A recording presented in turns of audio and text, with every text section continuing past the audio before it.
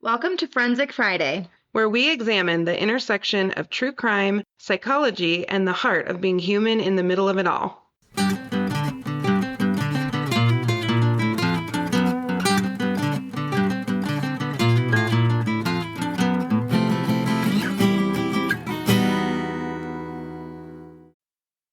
Hey, so you know how I was just talking to you about what to order for dessert? Yeah. Press and I have this funny joke. Hear me out because you're gonna go to my defense. I am always at your defense. Even when you're wrong, I will defend you. We have this joke that he says I'm needy, and I get so mad because I'm like, I'm not needy. I'm like the least bit needy. I'm Miss Independent. Yeah. But now that he's gone for his little hunting trip, I'm like walking around and I'm like, who's gonna buy me ice cream? Who's gonna go get my chocolate? You know what? I think that many husbands universally are responsible for bringing the chocolate. So it's funny because now I'm like, Maybe I do need him. maybe I am a little needy. Maybe I'm a little needy sometimes. I'll admit it. That's fair. Because I don't want to go get it. I don't want to go to the store. Okay, well, the funniest thing happened. This was like maybe a year and a half ago, maybe 2 years. Uh-huh. Gare doesn't travel a ton for work, but when he does, it's kind of epic. Like he went and taught a class in Houston for 2 weeks, and I went and saw him on the weekend in between. It's never like short travel. And so Right. I'm not super used to being home without him. That's not something that I do a lot. So this one night, Mac and I were so sick. Mm-hmm. Daddy's out of town. Mm-hmm. Mac breaks my fan in my room. And I sleep with a fan. Like people get this. If you sleep with a fan, you can't sleep without a fan, you know? Right. Right. Yep. You have to have the white noise. Exactly. So he broke my fan totally an accident, but he has one in his room. Well, he, Mhm. like his mama, can only sleep with a fan, right? Right. Right. So I was like, hey, Mac, mom's really not feeling good. Could I use your fan tonight? He bursts into tears. He's like, I want you to have a fan, but I also don't want to not have my fan. So he's like having all the empathy, but also crying. So then I start crying. So we're both crying. So we Oh my call Garrett, gosh. and Garrett's like, I don't know, babe. Like, just gonna have to figure it out. And I'm like, that's unacceptable. So I order a new fan Right. and get it sent to the house. You know what I mean? Shipped. Yes. Yes. People laugh at me. I order groceries to the office and put them in the fridge Right. and take them home. Like I'm always ordering things. I get the fan. Well, yeah, I got to put it together. I would rather profile and pursue by myself a serial killer than put together a fan. This is not Absolutely. my strength. I do not know how to do any of these things. So I called Gare on FaceTime and I'm holding the phone like in the fan, trying to get him to tell me how to do all the things. Mm-hmm. But we finally got the fan put together, crisis averted, and I felt like I handled that fairly well. I don't know that I Mac love would agree, but that. I was pretty proud of myself. That is so funny. I know. It seems like everything just the wheels come off when Gare's out of town, Yes. you know? I get it. So our buddy Wade Wilson. So remember my theory that he's not doing well in prison? Our theory. Both of us were saying he is not Yes. doing well. Well, he doesn't do well with men. We established that. Doesn't do well with men, kind of a chicken around men, which is a Yes. problem when you're in a prison. Yes. So after the sentencing, like in the same court date as the sentencing, Mm-hmm. the defense moved to move him to death row as soon as possible. And he is already getting his medical assessment done to get put in death row. Yep. Now, he didn't get moved there because he can't wait to have the death penalty. He's not suicidal. It's because he wants to get out of Gen Pop immediately. Like he is not Right. feeling, I don't think he's feeling safe at all. Right. So just interesting little update. So that kind of boosts our theory about him that maybe things aren't going super well over there, even though he's acting Mm-hmm. like he's running the place. I don't think that's actually what's happening. Yeah. No. He's not running the place. Nope. So today we're going to talk about the personality disorder episodes have been wildly popular. You guys are asking all kinds of questions and sharing your stories, which we so appreciate. Mm-hmm. We're going to get into one today that is really, really hard. So we're going to talk about antisocial personality disorder. Mm-hmm. And that's going to be one small part of the episode. Then I'm going to switch gears and we're going to really break down just dangerous personalities. That Okay. encompasses a little bit of the borderline and narcissism stuff that we talked about, but also some extra pieces. So, we're going to talk today about how to protect yourself and how to identify some of these things. So, starting with antisocial personality disorder, the prevalence in the general population is like 2 to 3%. So, 2 to 3 people out of 100 would qualify for this diagnosis. Mm-hmm. When we talk about the causes of antisocial personality disorder, it's a combination of inherited genes, like the other ones, Mm-hmm. changes in the way the brain functions, which may have resulted Mm-hmm. during development of the brain, and then life situations. That's the nurture part, can trigger the development of antisocial personality disorder. Mm-hmm. There are some risk factors as well that kind of speak to that, but they're a little more specific. Yeah. Having childhood conduct disorder is a risk factor for antisocial personality disorder. What that means is some of those kids, many of those kids, the conduct disorder kind of works itself out before Mm-hmm. it turns into antisocial personality disorder. Antisocial personality disorder is what happens kind of after conduct disorder if the behavior persists. Right, right. If there is a family member, I read one research study, I read a few, but one Mm-hmm. that I read, there's a 51% common factor heritability. So what that means is there's a very strong genetic link in antisocial personality disorder. So Okay. even when we talk about Wade Wilson, okay, so Wade Wilson's dad helped to turn him in, probably saved some lives in doing that. Mm-hmm. He may also have had antisocial personality disorder, may have antisocial personality disorder, but Yes. not a psychopath, has some capacity for empathy, was Mm-hmm. willing to see some of the effects of this behavior, but may have passed that behavior on, let alone his mom, who was involved in criminal enterprises as well. So Yeah. anyway, Yep. there is some layer of it is genetic. Other personality disorders and mental health conditions can contribute abuse and neglect during childhood, and then an unstable or violent family life, subclinical brain injury. So, what that means is a brain injury that's not easily detectable, meaning Mm-hmm. maybe mom was smoking or using drugs or something Mm-hmm. while a child's in utero, that can have an impact. And it's 3 to 5 times greater risk for antisocial in men than in women. Okay.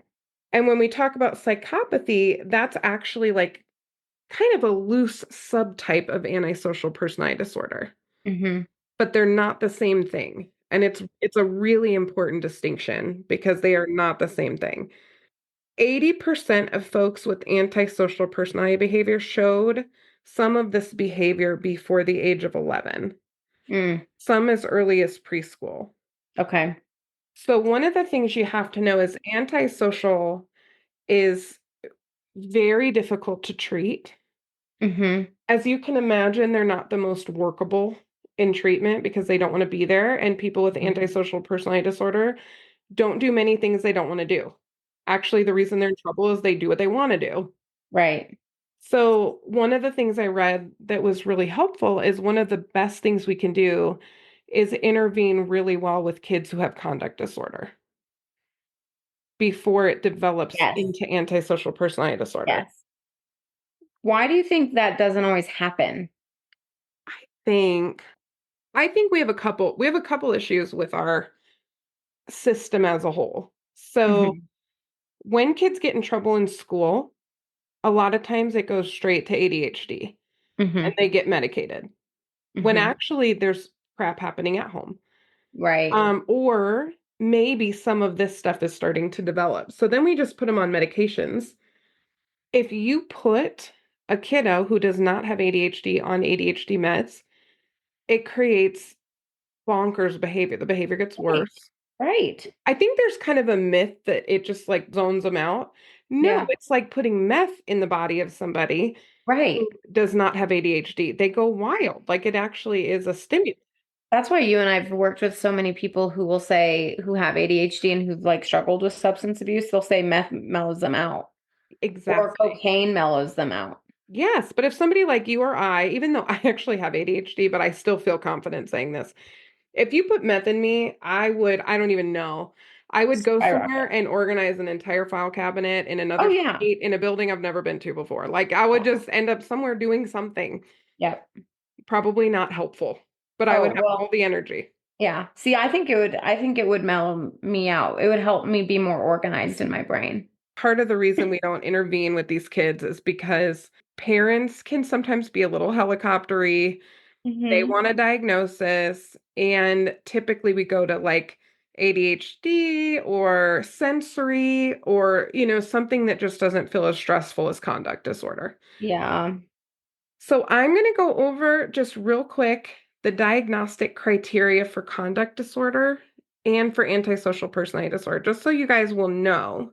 Hmm. And then we're going to switch gears into dangerous personalities, which is fascinating and good stuff. Beautiful. Okay, conduct disorder in the DSM-5. A repetitive and persistent pattern of behavior in which the basic rights of others or major age-appropriate social norms or rules are violated, as manifested by the presence of three or more of the following 15 criteria in the past 12 months from any of the categories below, with at least one being present in the last 6 months. So we need at least three in the Hmm. last year, with at least one in the past 6 months. And the reason they do this is because sometimes kids respond to a stressor and they show these signs for a Hmm. period of time, but then they dissipate. And so Hmm. we need to be mindful when we're diagnosing children, that is not my specialty. I have some dear friends that do incredible work with children. I also want to make clear that some of these behaviors that we're about to talk about are not conduct disorder. It's a child acting out because of something terrible happening at home, and they might actually be mirroring those behaviors. Hmm. So there was a kid on the playground when my son was little, and he was trying to choke and strangle kids on the playground. Oh my I'm sorry, gosh. first graders don't just go, actually, it was a kindergartner.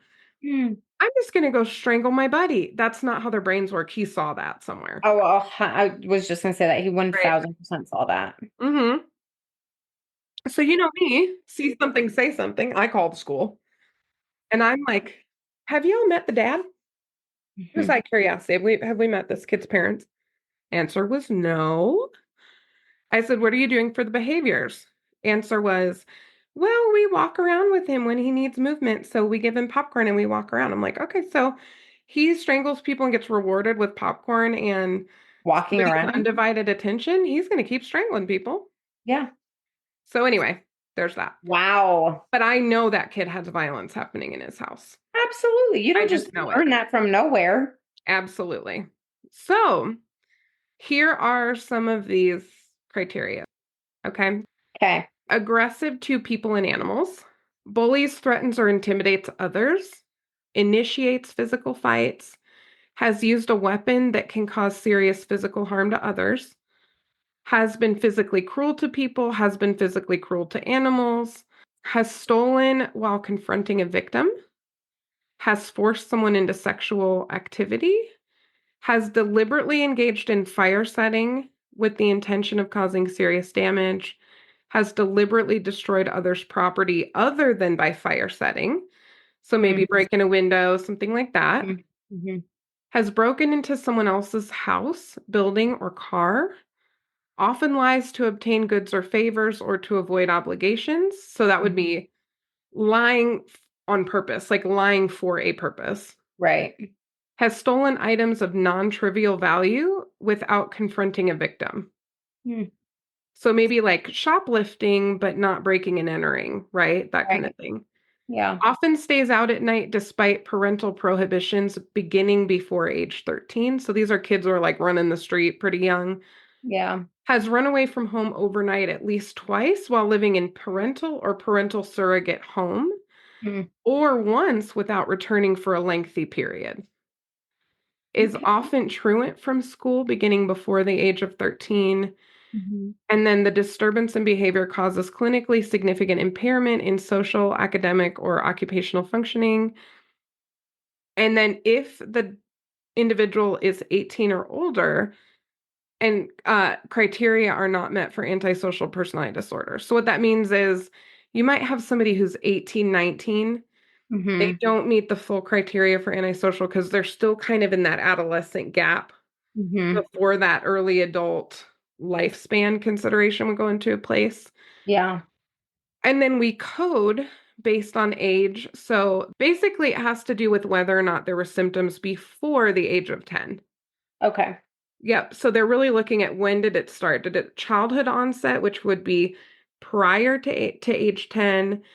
Adolescent onset is more over the age of 10. And Okay. sometimes it's unspecified if we're not sure. Yeah. And then there's a few specifiers that are really interesting. So if you have kiddos that are struggling, this is Mhm. helpful. With limited prosocial emotions, that is something we would look at. Prosocial means caring for others, other focused, connects with other people, that's prosocial. Yeah. Lack of remorse or guilt, Mhm. that's a specifier.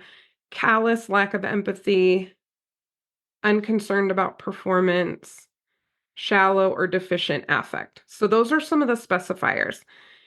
This diagnosing in children is really important because when you or I meet someone, that diagnosis is very helpful when we're assessing them for antisocial personality disorder. Yep. So if you have kiddos in school and they're struggling and they're throwing around ADHD or sensory or conduct disorder, any of those, Mhm. if it was my child, I would take them to a psychologist or a therapist that specializes in working with children. I Mhm. would have them assessed in the school, but also outside of the school. Yep. That's what I recommend because school psychologists and therapists are wonderful, and you just want to get as much information as possible because those diagnoses, they have an impact Yeah. over time. Yep. Any questions about conduct disorder, Nat? This is not one you've dealt with a ton. Yeah, I don't work with kids very often or teens, but I was just gonna say, do you feel like it comes out more often in kiddos What do you mean? as opposed to teens? Like you see some of these signs? Great question. I would say in my time, I have seen more where it has come out a little closer to adolescence Mhm. because I think usually by the time I've seen them, because I work more with teens than littles, Mhm. I would have to ask one of my friends who's an expert to get a little Mhm. more info about that. There's a disorder that's actually for even younger kids, and it's oppositional defiant disorder. Mhm. I'm not going into that one for a couple reasons. Number one, it's not my specialty. So Right. there are people out there who know so much more about this than me. Yeah. Also, though, what my child therapist friends have explained to me that I really respect, we got to be real careful with oppositional defiant disorder diagnoses because Mhm. kids don't just freak out for no reason. They really don't. Right. And so that I know that gets the hackles up of a couple of our play therapist friends because Yeah. it's so unfair to Yep. pathologize a child for things that are happening in a family system. Yep. Conduct disorder, the behaviors are getting a little more niche, right? We're stealing out of cars, we're doing, more specific stuff, Yeah. not just general acting out. Right. So, antisocial personality disorder requires the following criteria. An individual must show a continuing pattern of disregard for and violation of the rights of others, Mhm. occurring since age 15 with three or four of the following: failure to conform to laws and social norms, so Mhm. repeatedly breaking the law, deceitfulness, repeated lying or conning others for personal profit or pleasure, Mm. impulsivity or failure to plan ahead, Mhm. irritability and aggressiveness, that would be physical fights or assaults, that kind of thing. Reckless disregard for safety of self or others. Sometimes Mhm. this is a kid who just drives 100 miles an hour everywhere and they don't care that they could hurt somebody. They're just having fun doing their own thing. Yeah. Consistent irresponsibility. So that's a repeated failure to sustain consistent work behavior. or to honor financial obligations, Mhm. and a lack of remorse. So being somewhat indifferent, Yeah. right? Mhm. The individual must be at least 18 years and there must be evidence of conduct disorder before age 15. Hmm. Yep. So have to have that. And then the lack of remorse is pretty important too in that diagnosis. Yeah. Because that kind of gets at the character dysfunction Yeah. of antisocial. Mm. Now, this is one, Nat, that you and I work with a lot. Mhm. So if narcissism is more prevalent in our population, antisocial is damn near universal. I think if anything, antisocial might be more than narcissistic Yeah. because we really do come across folks who just have pretty significant criminal histories. Mhm. The thing that's different about antisocial is it really hinges on how they see other people. Yeah. This is why when we work with folks who have a really high level of antisocial traits, we do tend to use treatment differently because if you Yep. teach someone who's super antisocial Yep. empathy, they just use it to hurt people. Yep. They use it to their advantage. And these folks, oh my gosh, they can just manipulate almost anybody, including Mhm. therapists. They're actually really effective and they Mhm. can mirror emotions to a certain extent. So, Yep. to assess this, you really need to know what you're talking about. This Yep. shouldn't be thrown around lightly.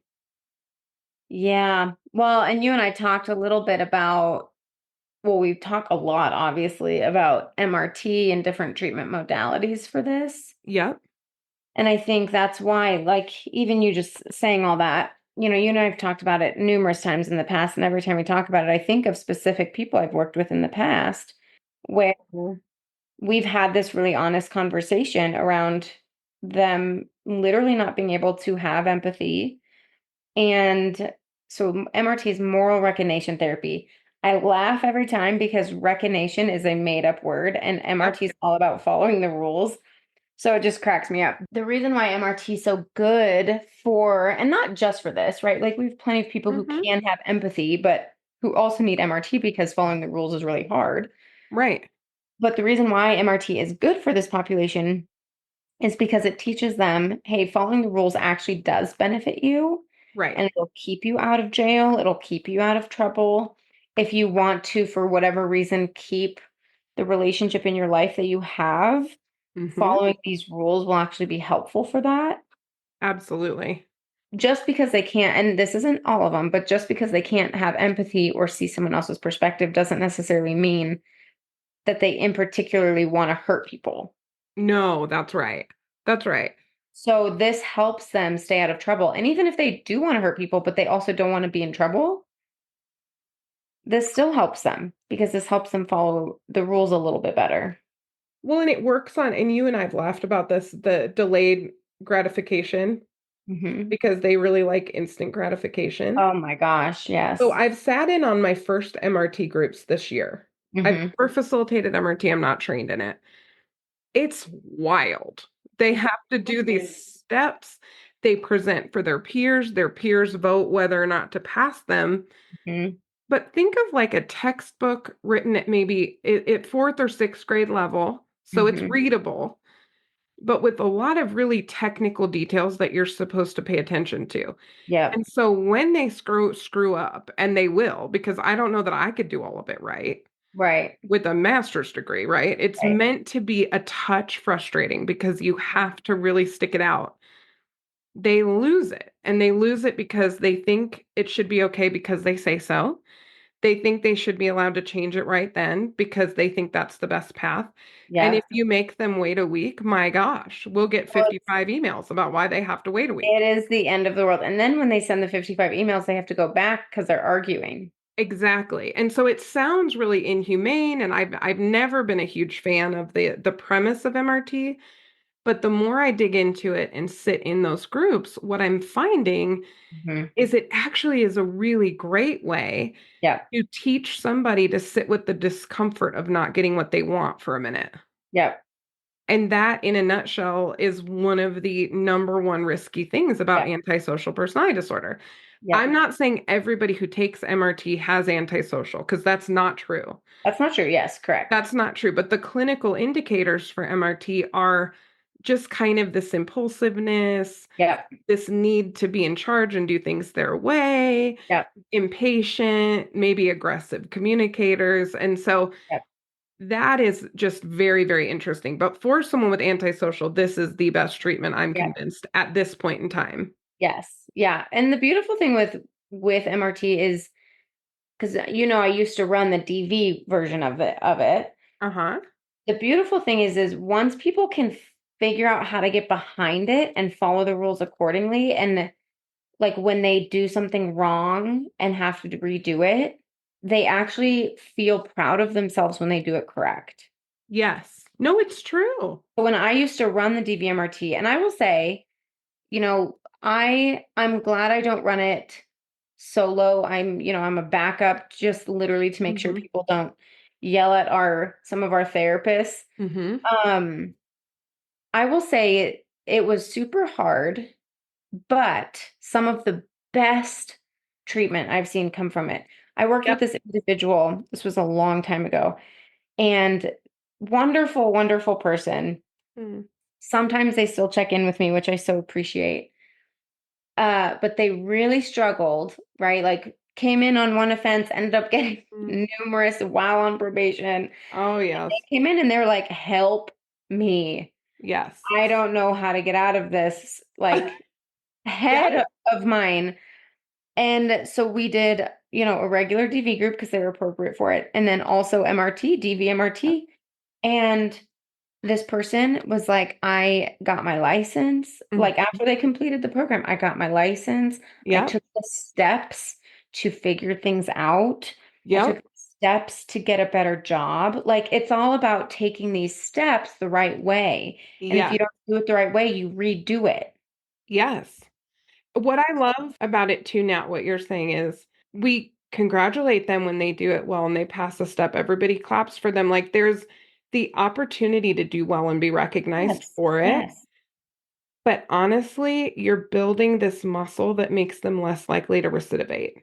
They are Exactly. less likely to commit a crime again because, number one, they don't want to go back through this process again. Exactly. But you're actually teaching them some stuff, teaching them to be mindful, pay attention. Patient. Yes, Don't lose your absolutely. mind if you don't do something right the first time. Just slow down, Absolutely. you know? But yeah, I mean, and it's also so helpful again for those individuals who struggle with antisocial personality disorder or, who are on Mhm. the continuum of that because it helps them slow down and think through, even if it's about them, Yes. think through, okay, how is this going to benefit me versus not benefit me? Yes. Absolutely. And the slowing down is Hmm. critical. And we're going to talk about that with dangerous personalities too. Yep. To shift gears, we're going to get into this concept of dangerous personalities. And Hmm. so I finished reading a book called Dangerous Personalities Hmm. by Joe Navarro. Joe Navarro is one of my heroes. So he's a retired FBI special agent. He worked as a profiler. He has a lot of really incredible work experience spanning decades. He's responded to a lot of mainstream things that came up. He's a very respectable person and he's written a few books that I've read. Hmm. This one, what I love is this is like, I hate the term layperson, but it is the best resource I've seen Hmm. that sums up the personality disorders in terms of the dangerous ones, what it looks like, and how to protect yourself. Hmm. So, you and I have taken a little bit of a clinical approach, which has a lot of heart, redemption. We're really trying to be soft about this topic because we love the people and we work with them.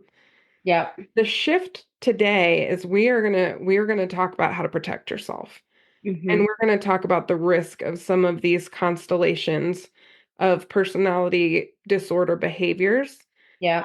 And we are going to categorize today because as Yeah. much as we want to be good to these people and help them get better. We also believe in having safe communities and safe families. And so we're going to talk about that today. So I hope that if you hear this and you feel like any of this is harsh, I want you to take a deep breath and listen Hmm. to one of our other ones and know that there are therapists out there working very hard to take care of your loved ones, but you Yes. also need to protect yourself. And Yes. so this one's going to be a little more victim heavy in the sense that this is what happens to us when we love and try to help these people. Hmm. Okay. So fewer than 1% of criminals are ever incarcerated for their crimes. Fewer than 1%. If you look at how much criminals make, Right. sometimes they're making an awful lot of money. They're Yes. not going to stop and they don't actually get caught as often as we No. might think. Right. And I've actually had clients tell me that, and I didn't believe them until I did more research. And I'm like, oh, because I'm always like, it's going to catch up with you eventually. And they're like, yeah, yeah, yeah, Janine. Well, I did it 8,000 times before I got caught. So Right. I like those odds. And I'm like, oh Yep. no. Okay. Yep. We need a different intervention then, I guess. Hmm. I'm going to read you some statistics here that I think are kind of important. And I believe this book came out in 2017, so it's relatively recent. It's not super old. Yeah. In a year, we typically have in the United States 15,000 homicides, 4.8 million domestic assaults, Okay. 2.2 million burglaries, 354,000 robberies, and 230,000 plus sexual assaults Wow. that occur, like I said, annually, many of which go unreported and unpunished. So this is likely on the small, like on the low end Right.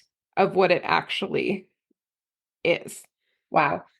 So what do you think, Nat, when you hear those statistics, just how much of this crap, and those are pre-COVID statistics, and we Hmm. know those statistics the numbers have gone up in the last few Hmm. years, not down. Hmm. What do you think? Kind of what I always think. It's just wild, you know? She's eating cheesecake. Garrett's I gonna am. kill you. Gare's gonna kill me. Gare, you love me.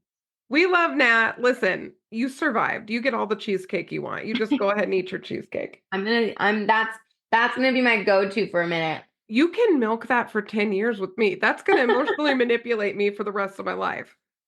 But remember when I almost died, Janine? And I'll be like, what do you want, a car? What do you want? I'll get you whatever you want. You need. Mhm. Yeah, and a girl needs cheesecake. I'm And sorry. you need I mean, I have scared you with a case tonight. We're talking about all these stressful personalities. I know. You need some cheesecake. I know. What I think though about the statistics, I mean, it's just I think one of the things that surprised me, not necessarily with what you just said, but you said it all went up since COVID, is I think you and I have talked about we expected it to go back down Yeah, and it didn't. it really hasn't gone back down. So that's one thing that's surprised me. But yeah, I think just those numbers, honestly, they always just bring up sadness I for know. me. I'm not always super surprised, Mm-mm. but yeah, they just bring up sadness. Absolutely. So, what Joe Navarro talks about, I think better than just about anybody, is Mhm. trends in criminal behavior. And he says very clearly in this book, when he's talking about these different personalities, he Mhm. says this isn't clinical. This is not a clinical book. He's not a clinician. He has a lot of respect for clinicians. He is great at constellations of behavior, putting together categories of behavior so that you can detect problems and protect yourself. That's his whole thing. Yep. So when we talk about the prevention aspect of this podcast, that's what this one is about. This one is about prevention. Mm. So the dangerous personalities that he came up with, these kind of categories. The first one is narcissistic.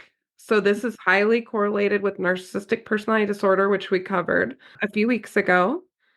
The second one is emotionally unstable, which Mhm. would include probably borderline personality disorder, but also some of the other ones, histrionic, Dependent might be in there a little bit. Just personalities that have a little bit of lability and affect. They're up and down, and that creates its own issues. So emotionally unstable. The Mhm. third is paranoid, Mhm. and the fourth is just a true predator. Mm. Okay, so those are our four. Your eyes got big with predator. You know, I have a book on my shelf called Predator. We'll get into that one another day. One of the things Navarro says in the book, right from jump, is the biggest risk that we have is the element of social blindness. So when they arrest a serial killer in a neighborhood, what's the first thing the neighbors say? I never saw it coming. I never saw it coming. So he was a good neighbor. Sometimes it's he was great. Good neighbor, mowed my lawn for me when I had back surgery, whatever. Sometimes it's, kept to himself, but pleasant. Mhm. I don't know that I've ever heard a neighbor interviewed that they're like, I knew he was a serial killer. I knew it. I was watching him. I've never heard that. We're Yeah, shocked, I haven't either. I've right? heard people say they're weird or they're quiet. Sometimes weird or quiet, which could mean a whole lot of things. Mhm. But we have an element of social blindness. We sort of expect people to be relatively good, Mhm. right? Mhm. The other thing he says that really stuck with me, and I was like, I'm going to remember this forever. No Mhm. one has a social obligation to be victimized. This gets into the My Favorite Murder podcast a little bit.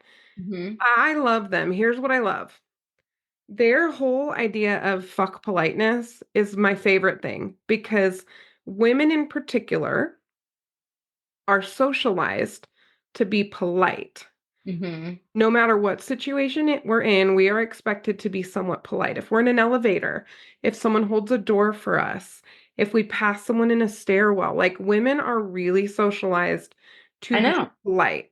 Yeah, which is a load of crap. It is a load of crap, and it actually We should all be socialized to be respectful, but that should be everybody. that should be everybody. And the thing is, you can be like I'm a very nice person. Mhm. I make eye contact. I smile at everybody. I'm a big smiler, but I Yeah. also I think carry myself with a lot of strength. You do too. We're going to Mhm. talk about posture and tone and some of that stuff. I am not overly polite if I'm uncomfortable. I'm really not. And No. it's because I've learned. I've honestly just learned over the years. Did I ever tell you the story when I was a kid? I was probably like 7. And this guy, Aspen, can you not terrorize me, please? Um, this guy, I remember went to go like we were at some event.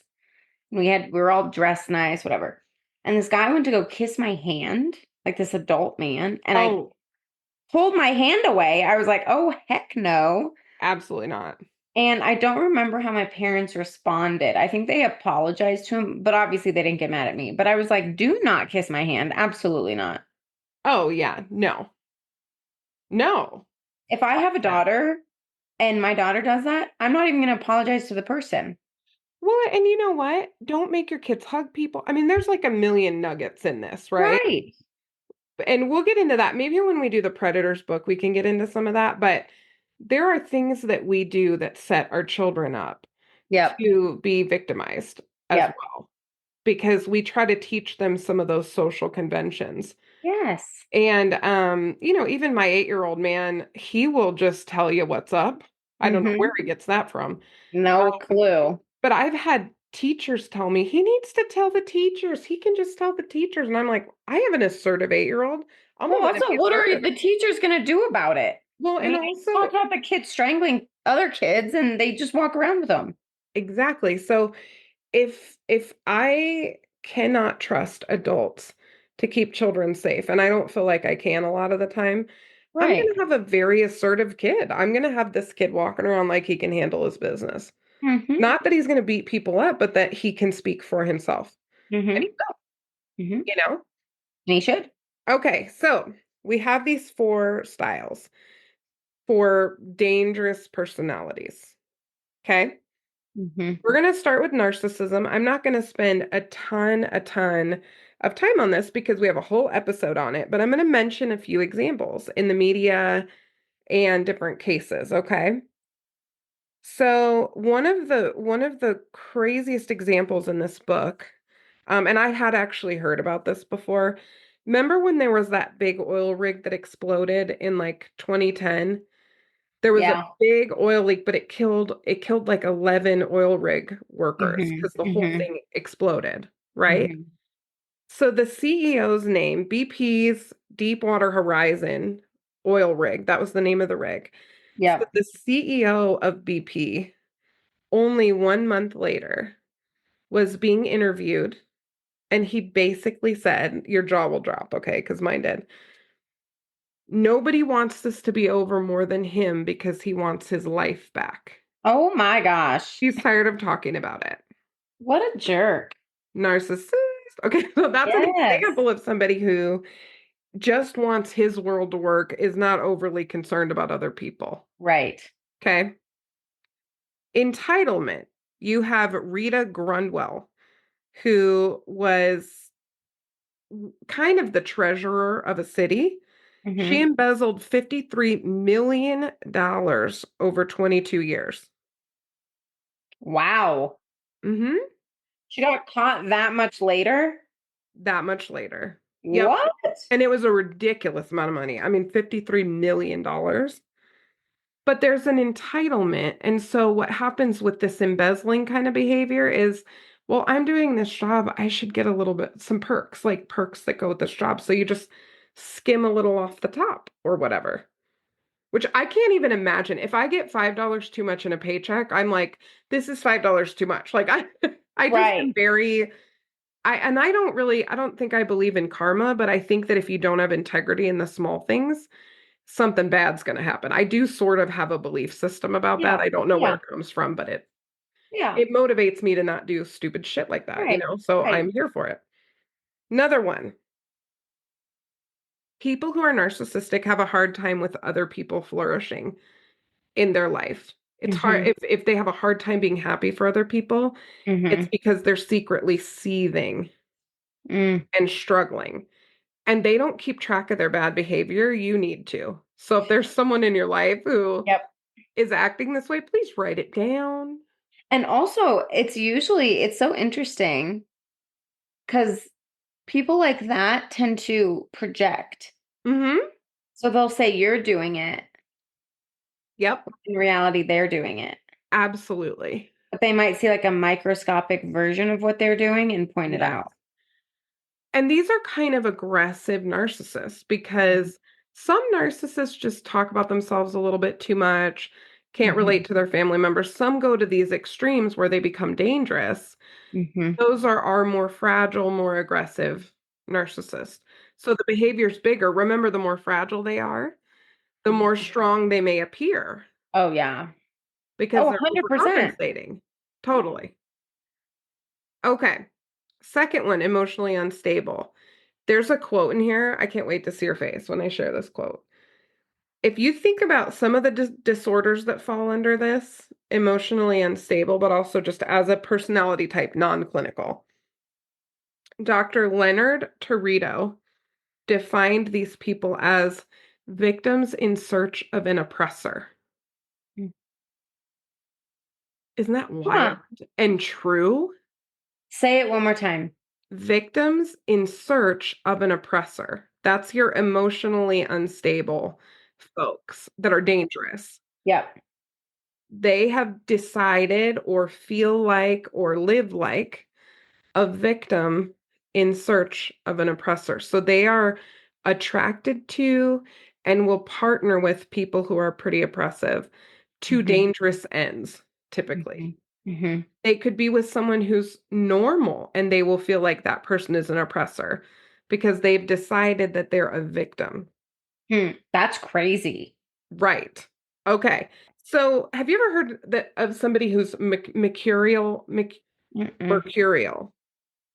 They're reactive, kind of this up and down, hypersensitive. Okay. They're either the king and queen or the victim.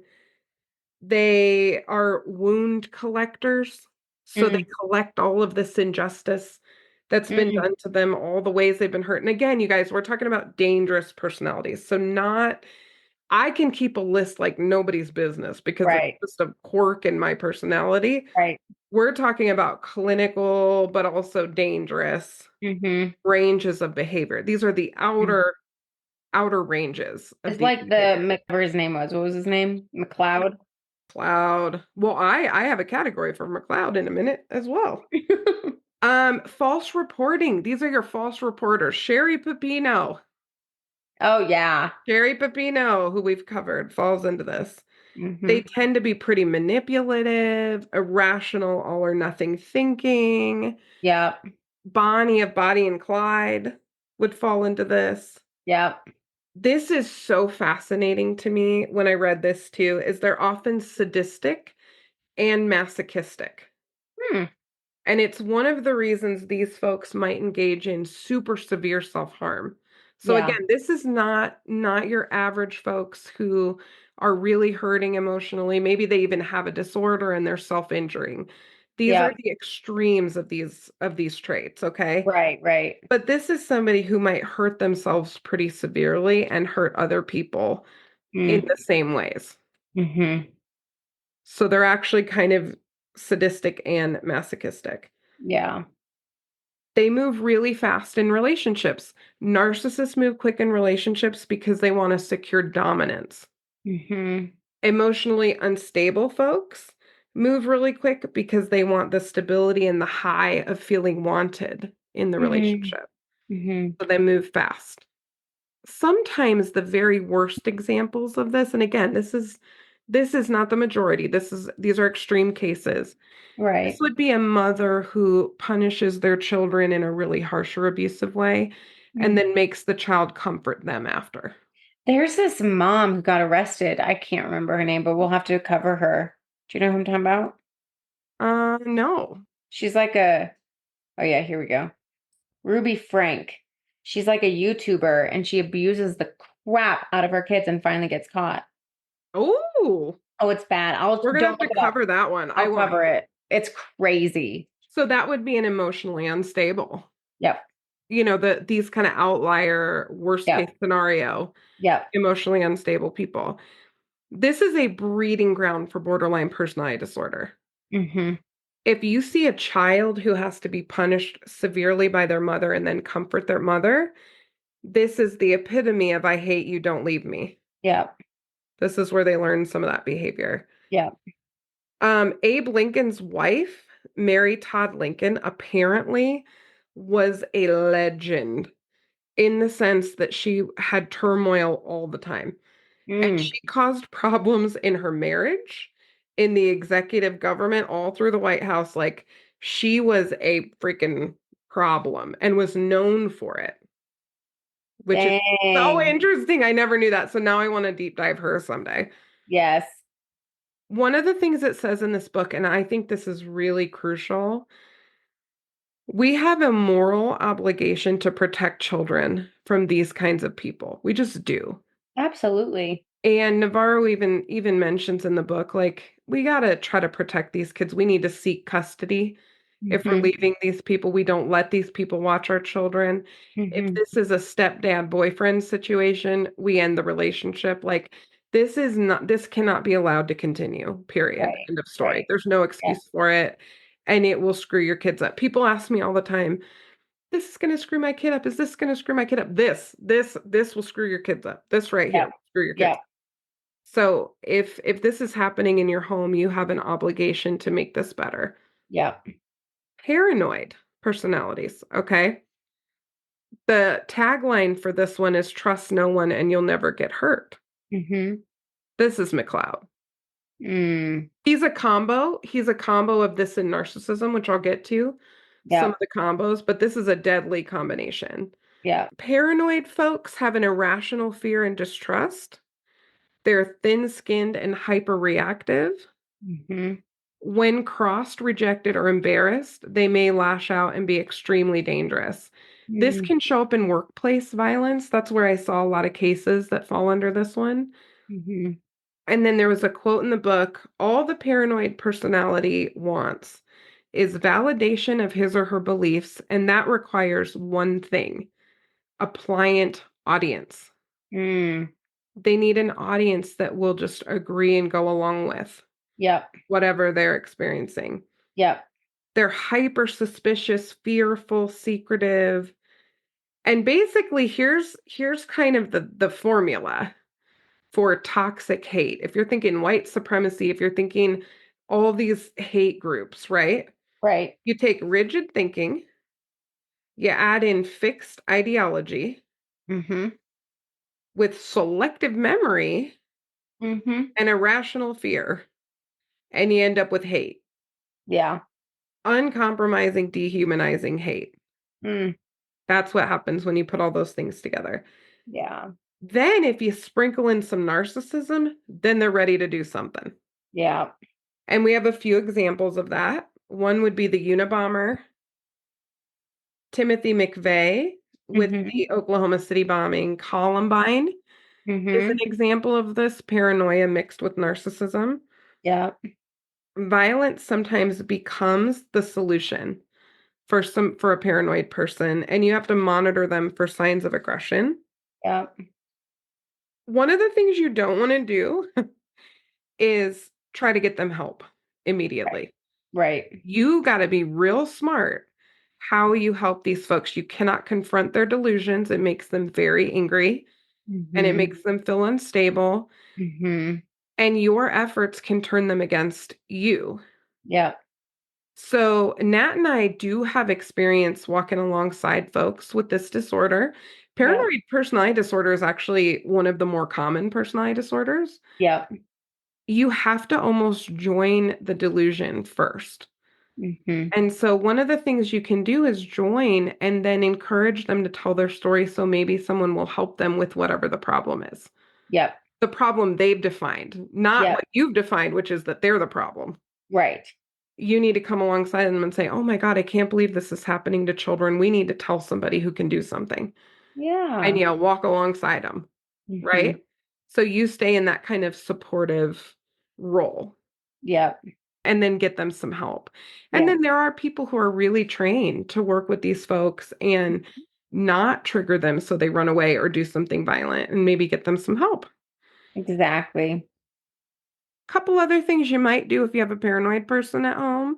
You might talk to a victim advocate at a police department and see about getting the weapons taken out of Mm-hmm. the house, maybe in a sly way. But Mm-hmm. you got to maybe get the weapons out of the house. Yeah. And also, if someone you love is on medications, just really being supportive with medication because Yeah. medication compliance reduces risk as Yeah. well.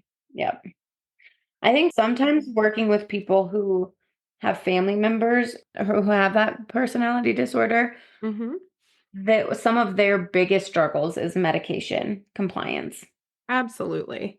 And so that's hard because Hmm. technically you can't force them, No. right? But Mm-mm. so what would you say, Janine, if they can't force them, they know that they're not being compliant? What would the next best step be? Consistent boundaries. So what that might look like is divorce and Hmm. custody. Really Yeah. advocating to have your kids, and they Yeah. can't be with the kids alone unless they're compliant with their medications. Or if Again, they're, that creates a ton of risk. So you want to consult with somebody if you're doing that. yeah. And Yeah. just there have to be consequences for not being compliant with your medications. And it can be as simple as we won't be in a relationship potentially, Yeah. Yeah. you know? Well, and I think one of the things that a lot of times they don't want to do is call the police if it's getting really escalated, Yeah. you Yeah. know? And I know that can feel scary, but sometimes that's the best thing you can do to Hmm. get them some of the help they need. Exactly. And Nat and I've had to do that before. We've had to do that at the office before. Mhm. We try Mhm. really hard to kind of talk people down and stuff, Mhm. but ultimately, I've called the police before so that I can stay connected with the client so they trust me and I'm just listening to them and let the police or paramedics or whoever come in and let them be the heavy that gets some help Yep. so we can Exactly. maintain our relationship. Sometimes that Yep. works too. Yep. And then the fourth kind is the predator. Mhm. Okay. So when we talk about predators, we're going to get pretty clear about what you need to do to protect yourself. And so I want to be, this might be a little more intense than you're used to from us, but we are really passionate about this. And Nat and I protect ourselves too. Yeah. Every day. Every day Yeah. we protect ourselves by doing some of these things. Predators take advantage of our trusting nature, Mm-hmm. and they're very good at detecting weakness, Mm-hmm. and they take the path of least resistance often. Mm-hmm. So don't be the path of least resistance, Mm-hmm. you know? Yep. If you think about almost like a software that's just running in the background looking for opportunities and weaknesses, that is the brain of a predator. Yeah. They're scanning and they're trying to find opportunities and they're kind of always surveilling. Yep. One of the things that we have to do if we have a predator in our family Mm-hmm. is we have to expect their bad behavior and not expect change. Mm-hmm. Now, this flies in the face of everything Natalie and I have said about these things being treatable because the disorders themselves are treatable. But if Yep. someone is in predator land and this is just who they've decided to be and they're not going to get some help, you have to protect yourself. You cannot expect them to change. Yep. Even if they're going to therapy, if Mm-hmm. they are really high in this antisocial continuum and they're predatory with other people, you got to protect yourself and you really need to protect children in your Yep. life from these Yep. people. Exactly. Predators tend to have kind of a superficial knowledge about many topics. They can be very charming. Mm-hmm. They're really good at bamboozling the system, including like Nat and I into second chances. They're Yep. great. They can say all the right things. Natalie and I will tell you, our clients who know how to say the right thing, but their face doesn't match what they're saying, Yep. she and I will literally look at each other Yep. and be like, ooh, that wasn't good. Yep. And the client's just over there pontificating and having the nicest They have little no moment. clue. They're saying this amazing stuff, and the group's nodding and they're all excited about what this guy's saying. It's so good. And we're like, Oh oh yeah. no, Oh no. somebody needs to tell his face that it's not Mm-hmm. matching what he's saying, Mm-hmm. right? Yep. People who are predators have many urges, few controls, and no reflection, Yep. right? And again, Gift of Fear, Gavin de Becker. Read that book. Mm-hmm. Society tells us to assume everyone is good and kind. Do not assume that. Yep. So in the 60s, we had the Boston Strangler, which we can get into. Mm-hmm. But Albert Henry DeSalvo, he would get these women to let him into their home Yeah. or their apartment using a number of different guises. Which is crazy. So Door Dashers, this is kind of funny. So have you noticed Door Dashers are more and more wanting you to answer the door? Like during COVID, it was we leave everything on the porch. Mm-hmm.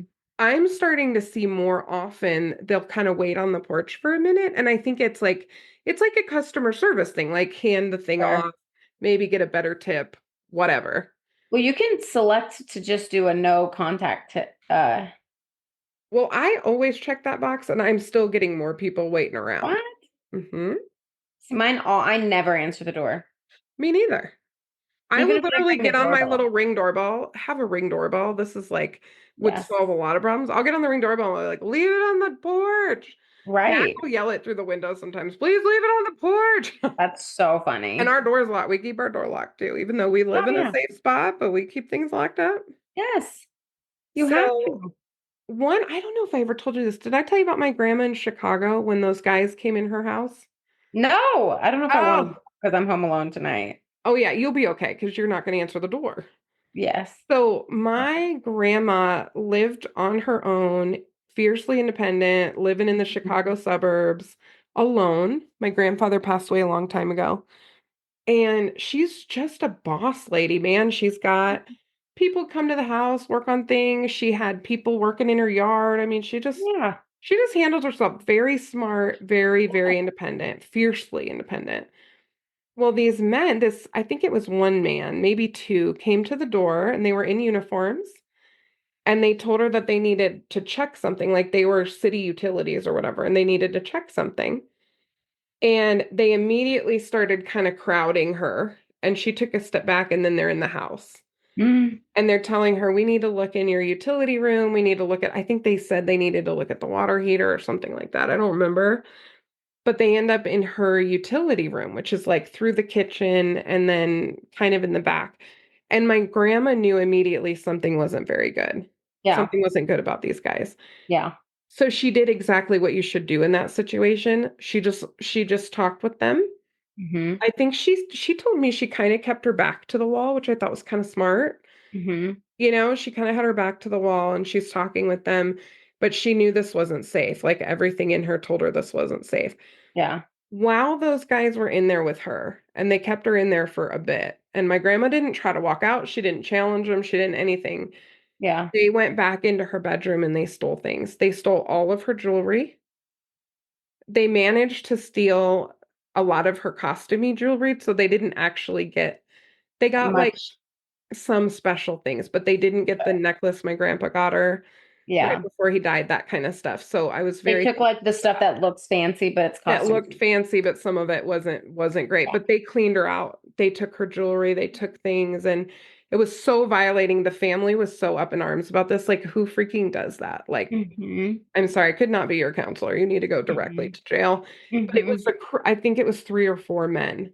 So the Mm. two were kind of keeping her occupied in the house, and two were going and cleaning out in her bedroom. Mm. The thing that I love about her so much I mean, is she's lucky she's okay. she is lucky she's okay. She was so smart to go along with it in the moment and Yeah. just act kind of like they Yeah. were being helpful to her, and then they left, thank God, peacefully, and they didn't Yeah. hurt her physically. I believe they would have. I think if Yeah. she had Fought acted them. concerned, I think it could have Yeah. escalated. Yeah. I don't think they would have killed her, but they might have shoved her down. They might have hit Yeah. her, I don't know. Yeah. Or threatened her with a weapon or something. So Mm-hmm. that though they're predators, right? They take Yep. this sweet little lady and she becomes a A target. victim. Yep. So one of the things that we did is we got a great security system, Mm-hmm. and we really tightened up her security after that. I wish we'd done it sooner, but we tightened up her security, and she continued to live alone because she's a badass. She was just a Mm-hmm. badass. She lived alone and did her thing and whatever. She wasn't going to let that ruin anything. I talked to her like the next day and she was like, Right. nothing to see here, kind of. She was bummed I about get her it. jewelry, but Yeah. she was okay. But I mean, yeah, thank God they didn't do anything to her. Absolutely. So Mm. we're going to talk just briefly about a couple of the combinations because I think some of these are pretty common and they're more dangerous when they're in combinations. In Yeah. the book, he has checklists for each one. I strongly recommend that you buy the book. We have the link on the website. Please, please, please buy the book because there are checklists and they're very long. They're not Mm-hmm. like diagnostic checklists, they're literally behavioral checklists. Yeah. If you have someone who has features of these at a certain level, they're way more likely to do something very dangerous. And so that's why it's good to know. Mm-hmm. The first one they talked about was paranoid narcissistic. Mm-hmm. And the tagline is there are enemies out there, but I have the answer. Mm-hmm.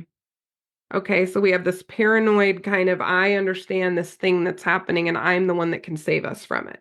Yeah. Okay.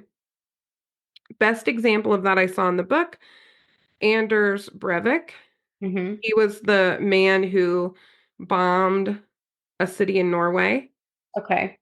which killed 8 people. Then he went to a youth camp Mm-hmm. and he shot 69 teenagers Wow. at a youth camp in Norway. Mm. And the belief that he had was he was the only one that could save the country from foreigners, Muslims. And so there were people at this camp, these teenagers were at this camp, and they were his target Mm. audience. This is who he felt he needed to save the country from. So he went and killed a bunch of teenagers. Super Wow. dangerous, super paranoid, super narcissistic. Yeah. Right? Narcissistic and predator. This is the scariest one, in my opinion. Yeah, I believe that. Pay attention while I do what I please, Hmm. right? That's your narcissistic predator. Yep. Ted Bundy, Charles Manson, um, they kind of fit into this one, right? Yep. If you have three, which is less common, you might have somebody like Osama bin Laden, narcissist, paranoid, predator, Yep. all three. Yep. Um, Full Monty would be Hitler, all four. Yes. He's got all four. Literal insane. Literally insane, right? The other thing to think about is sometimes they join forces. We've Mm-hmm. got Frank and Jesse James, train and bank robbers, right? They would old-timey Western Yep. criminals. The Yep. Hillside Stranglers, DC Snipers, Charles Manson and the Family, Mm-hmm. Butch Cassidy and the Sundance Kid, and then Eric Harris and Dylan Klebold, right? That's when we have folks who fall into these categories working together, Yeah. right? Mm-hmm. So, what the hell can we do to protect ourselves? Boundaries. Always boundaries. We're going to talk about some of the specific ways to Mm-hmm. have those boundaries, okay? Gain knowledge. How do we do that? We read, talk to professionals. Yep. We build our own Mm-hmm. insight and self-awareness because the more self-aware we are, the more aware we are of other people. Mm-hmm. Yeah, you listen to Forensic Friday. We're going to help you out. Yeah, listen to us, guys. We'll help you out. Gain knowledge. Absolutely read. Look up Joe Navarro. Look Mm-hmm. up Gavin DeBecker. There's even more books listed. We can put a little book club list together on the website, but you got to gain knowledge. Yes. Look and observe. Don't just see things, see things. Like Mm-hmm. observe someone's behavior over time, pay close attention. Mm-hmm. Trust your gut feelings, which we've talked Mm-hmm. about. This one I love. Know the difference between goodness and niceness. Mm-hmm. Okay, anybody can be nice, anybody can act nice. I think a Yeah. lot of times if somebody is very nice, we think there's no way. There's just, Yeah. they wouldn't do anything wrong. Nope, nope, nope. They're not good. They're nice, but they're not good. Right. Goodness is behavioral, niceness is usually what people are saying. Yeah. We can control space and distance. Mm-hmm. That means literally our distance away from people. If you have a close talker and you're uncomfortable, take a Mm-hmm. couple steps back, right? Yeah. Cut emotional strings, slow things down. Mm-hmm. People in all of these categories come at you fast. Slow them down a little bit. Yep. Just slow them down. That's what MRT does. MRT slows us down a little bit. Yep. Assess how much and how often Mm-hmm. somebody's acting this way. If you're permissive, you're weak. We Mm-hmm. don't talk about weakness a lot on here because we're strength-based clinicians. It's a Yep. strength-based podcast. But the Yep. truth is, to a predator, to these people, if you are too permissive, you are weak and it's a green light. Yep. So your no is your no every time. Yep. Make yourself uninviting. So the thing that's funny about this, and I do this, like we have a little bit of an intense presentation, particularly at work, I Yep. think. Yep. And it's been learned over the years. This is not actually my natural way. People tell me more than you. That's Oh, why I don't absolutely. that's why they don't like me. But you know what I think part of that is? There's a size differential. So Hmm. you are so teeny. I could just put you right in my pocket. Mm-hmm. I'm not tall, but I'm formidable. So I Mm-hmm. think there's an element, they don't know how formidable you are. They should know, but they don't always know. Well. So I think you come across firmer in different ways than I do. Mm-hmm. I literally take up space. My stuff, if I sit in the corner of a group room, my stuff's everywhere and I just take up Mm-hmm. space, right? And I typically sit at the head of any table I'm at, which is probably a little narcissistic, but also makes me a little bit less likely to get messed with. Yeah. Feels safer to me, which is Yeah. interesting. Yeah. Check them out. Do your due diligence. We've talked about background checks. We've talked about just looking things up. Our Mm-hmm. entire team will Google or research records. We will do anything in 5 seconds if someone Mhm. we love comes up with an issue, because that's where our brain goes. Our brain Yep. goes, let's look at patterns, Yep. right? Don't wait too long. Mhm. Don't wait too long. If these things are happening, please don't just observe and report. I can tell you, best predictor of future behavior is past behavior. So without intervention, you don't need a crystal ball to know this is going to happen again. Right. Probably worse. So don't wait too Yes. long, right? Yes. We need to take this to heart when people are afraid. And I think our society still gives victims the hairy eyeball all the time. So if somebody says that they're afraid of something, there's something legitimate there that we need to listen to. Mhm. So the last few things I want to share in terms of prevention is what to do when you are actually in danger, Mhm. right? So there's two things: you want to act and you want to think. Got to do Yep. both of those things, Yep. right? So the first thing is get the hell away. Don't attract attention if possible. Get away if you can. Yep. If you can't, think. Mhm. You may need to think first. And here are some steps you can take. Alert your network of family members and friends.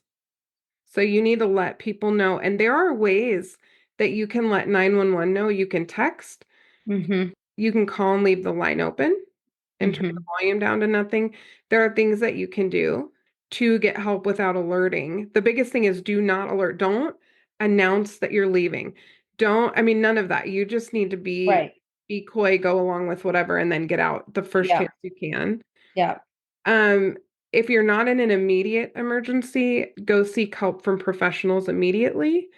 I've had this happen. We look out for each other where we work. So if we have a client that's in a really dangerous situation, we will loop in all the resources right away. Don't face them alone. Yep. Really don't want to face them alone, even if you think you're okay, Yep. even if you think you have your phone in your hand, so they're not Yep. likely to do something. Also, even if a friend offers to go, have the Mhm. police there. I just can't say this enough. We've seen Mhm. things happen where if somebody's in a really unsafe place, they might kill you and your friend. Right. They might feel more threatened if you have a friend. If somebody's paranoid and you bring a friend, that's really dangerous for the friend too. Yep. Plan your exit strategy, raise escape money, Mhm. right? Even pennies, little pennies. Yep. Whatever you need, take some money and just get enough to leave. Yep. Address financial matters. So if something doesn't feel right with your finances, Mhm. ask questions, maybe of the bank, not the person, Yep. right? You can go Yep. different ways just to try to see. Talk Yep. to an attorney. It's confidential. Talk to an attorney. Mhm. Spending $400 on an attorney is better than losing 400,000 or sorry, 40,000 to a dangerous personality. Okay? Yep. You're better off getting an attorney. Yep. Expect the great awakening. So what that means is when you realize that nothing more can be done and it's time to let go, Mhm. right? We call Mhm. that the great awakening. When you've given people all of this time and you finally realize I'm done, that's Mhm. the great awakening. You're going to hit that point at some point. And when that happens, you got to go. Yep. Remember, you aren't alone. You're not foolish and you're not alone. Mhm. Claim and maintain distance. This is so important. If you can get away, and Mhm. then do not come back. So one of the times women get killed in particular is when you have a new custody arrangement, right? Maybe you've been doing pickups and drop-offs at the police station and you feel safer, so you decide to go somewhere else, Mhm. and then you get hurt or the kids get taken or whatever. So you just have to kind of maintain that space and distance, and you cannot worry about people thinking you're overreacting. It doesn't matter. Yeah. What matters is your safety. Yeah. That's kind of our little dangerous personalities in a nutshell. Yep. So evaluate if you're feeling really concerned, get this book, read it. You can Mhm. literally do the check boxes. They have Mhm. recommendations for different levels, Mhm. but we need to be aware of these personalities and we need to be able to keep ourselves safe. So Mhm. thank you to Joe Navarro, etc. There's several authors like this Mhm. looking out for us. And Nat and I will continue to treat these people with care and compassion and do our very best to keep people safe by working that prevention angle. And then for the rest of you and for ourselves in our personal life, I'm going to protect myself the best I can, Yeah. intentional and valuing my own safety. Mhm. What do you think, Nat? That was a lot of information. What are you thinking over there? It was. I hope our people can stay engaged the whole time. It was a We might big have one to break it up. today. Yeah, it was a big one today. Yeah, I mean, I think that at the end of the day, it's just keep yourself safe and it's okay to love from afar. And, Hmm. um, you know, that's the most important thing is that you're mindful of yourself and who you're around and who you're involving yourself with. And if your spidey senses are telling you something, listen to them, Oh, love a good spidey sense. you know? And you know what? It's funny because I do think women in particular have a universal spidey sense because I cannot tell you how many times I've been in a situation Hmm. where multiple women have a feeling and none of the men pick it up. And it doesn't mean the men are stupid or don't care. It's just they've had a different life experience. Sorry, my cat's attacking me. Natalie is fighting for her life over here with her freaking cat. Why is she biting you? Oh, she's being so spicy today. Get away from me. She loves you. Not today. Why are you so pretty? You're such a terrorist. I know she's such a jerk. There's something wrong with her brain. I know. You're a psychopath. Did she hurt you? No, it's fine. Oh my gosh. Well, thank you guys for joining us. I hope this is helpful. And stay tuned. We've got some really big cases we're working on for the next couple months. Mm-hmm. So we'll just keep them coming. Yep. As always. Bye, forensic friends. I'm Janine.